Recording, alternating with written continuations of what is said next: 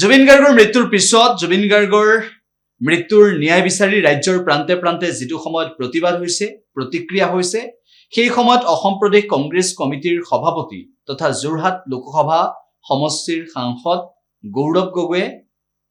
ন্যায় প্ৰক্ৰিয়াটো সন্দৰ্ভত আকৌ এবাৰ প্ৰশ্ন কৰিলে। তদন্ত প্ৰক্ৰিয়া সন্দৰ্ভত গৌৰৱ গগৈয়ে আজি কি মন্তব্য কৰিছে সেয়া আমি আগবঢ়াইছো। মই প্ৰায়ত জুবিন গাৰ্গক শ্ৰদ্ধাঞ্জলি দিবলৈ মই বিচাৰোঁ। আজিও এই মহান শিল্পী বিয়োগৰ পিছত অসমৰ ৰাইজৰ মাজত যে এটা শক হৈছে, এই শক পৰা অসমৰ ৰাইজ শিল্পী সমাজ ওলাবলৈ সক্ষম হোৱা নাই। আৰু দিনে দিনে মানুহবোৰে প্ৰায়ত জুবিন গাৰ্গৰ ইণ্টাৰভিউবোৰ চাইছে, কথাবোৰ শুনিছে, গীতৰ ভিতৰত কৈ যোৱা কথাখিনি বুজিবলৈ চেষ্টা কৰিছে। আৰু প্ৰায়ত জুবিন গাৰ্গৰ প্ৰতি এটা নতুন ধাৰণা মানুহৰ মাজত সৃষ্টি হৈছে। মানুহে লাহে লাহে গম পাইছে, বুজি পাইছে যে তেওঁ এজন মহান শিল্পীও নহয়, তেওঁ এজন মহান এটা ব্যক্তি আছিল, যিজনে অসমৰ মানুহক অসমীয়া সংস্কৃতিক ইমান মৰম কৰিছিল কি তেওঁ বম্বেত গোটেই তেওঁ কোটি কোটি টকাৰ সম্পত্তি গঢ়ি তুলিব পাৰিছিল, কিন্তু সেই ৰাস্তা সেই বাটটো এৰি তেওঁ অসমত উভতি আহি অসমীয়া সংস্কৃতি, অসমীয়া পৰম্পৰা, অসমীয়া গীত, বৰগীত, নাম ঘোষা গোটেইখিনি তেওঁ ধৰি ৰখা এটা দায়িত্ব তেওঁ ল'লে। আৰু যেতিয়া অসমীয়া সংগীত অসমৰ চুকে কোণে প্ৰচলিত হ'ল, তেওঁ বিভিন্ন ধৰণৰ ভাষাত গীত গাই আজি মানুহৰ মাজত আমাৰ যে সংস্কৃতিয়ে আমাৰ সম্পদ, আমাৰ সংস্কৃতিয়ে যে আমাৰ শক্তি, সেইখিনি কথা তেওঁ ভালদৰে সমগ্ৰ ভাৰতৰ ভিতৰত লৈ বড়ো, বঙালী, কানাডা বিভিন্ন ভাষাত তেওঁ গীত প্ৰদৰ্শন কৰিছে। আৰু সেইকাৰণে আজি তেখেতৰ বাবে মাত্ৰ অসমত নহয়, সমগ্ৰ ভাৰতৰ ভিতৰত আজি তেখেতৰ কথা, তেখেতৰ জীৱন যাত্ৰা আজি চৰ্চিত। আপোনালোকে ৰাতি টিভি চেনেল খুলিলেই যদি কিবা ৰাষ্ট্ৰীয় চেনেল চাই, আপোনাৰ ৰাষ্ট্ৰীয়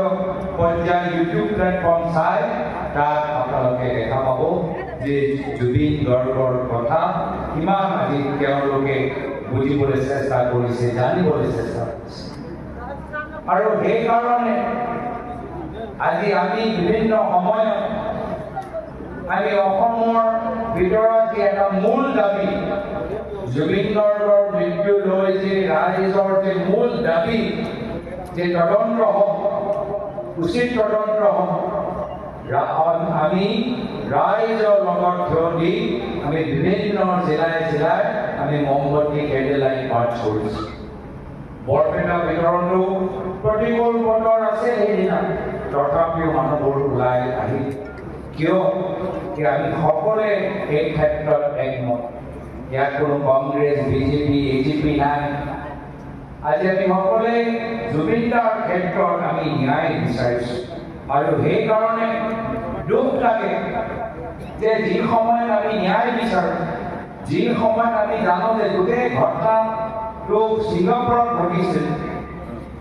গোটেই তদন্তৰ ছিংগাপুৰত থকা সেই মানুহবোৰৰ লগৰ পৰা আৰম্ভ কৰিব লাগে,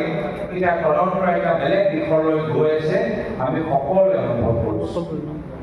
আৰু দুখ লাগে যে এই ৰাস্তা কোনে নিৰ্ধাৰিত কৰিছে? মুখ্যমন্ত্ৰী হিমন্ত বিশ্ব শৰ্মা ডাঙৰীয়াই নিৰ্ধাৰিত কৰিছে, যিজনে নিজে ক'লে যে জুবিন গাৰ্গৰ হত্যা হৈছে, হত্যাকাণ্ড, এই গোটেই কথা তেওঁ উল্লেখ কৰিছে। আৰু দেখিছে যে আজি জুবিন গাৰ্গৰ তদন্তত খুব যথেষ্ট গুৰুত্বপূৰ্ণ চাৰ্জ লগাইছে আজি অসম আৰক্ষীয়ে খুব গুৰুত্বপূৰ্ণ চাৰ্জ লগাইছে মাৰ্ডাৰ চাৰ্জ লগাইছে কালপবল হোমিসাইডৰ চাৰ্জ লগাইছে এইবোৰ সব সিৰিয়াছ চাৰ্জ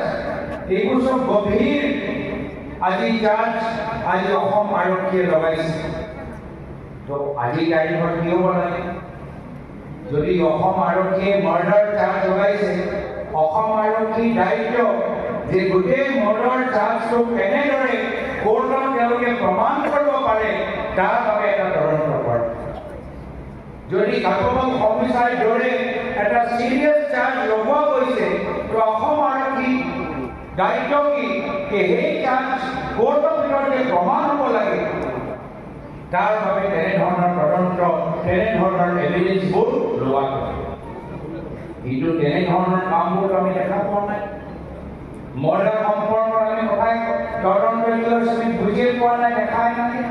কালপবল হোমিসাইড দৰে এটা সিৰিয়াছ চাৰ্জৰ ক্ষেত্ৰত অসম আৰক্ষীয়ে কি এভিডেন্স হ'বলৈ বিচাৰিছে মুখ্যমন্ত্ৰী হিমন্ত বিশ্ব শৰ্মা ডাঙৰীয়া এই সম্পৰ্কত কি নেতৃত্ব লৈছে আমি দেখাই নাই তেওঁ এতিয়াও চৰিত্ৰৰ কথা পাতিবলৈ আৰম্ভ কৰিছে